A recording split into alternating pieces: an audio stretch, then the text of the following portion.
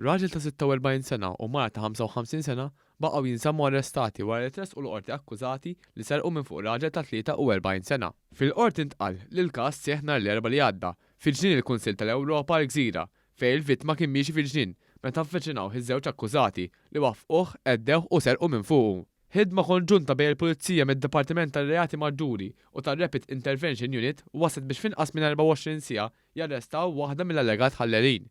Quddiem il-Maġistrat tal-Għasa Dr. Nadine Lija, iż-żewġ akkużati ma mmettux akkużi miġjuba kontrihom. ċek li allega li nħata fawdex u li ġie mġiel li jiffirma dokumenti inkriminanti meta ġie arrestat fuq mandat ta' arrest Ewropew lura f'Jannar tal-2018 tilef appell kontra l-estradizzjoni tiegħu. Madankollu jista' jkun li se skonta s-sentenza tiegħu ġewwa pajjiżna. Marek Draga huwa mfittex mill-awtoritajiet ċeki biex jiskonta sentenza ta' 5 snin ħabs tal-li kien involut f'evazzjoni tal-VAT u frodi.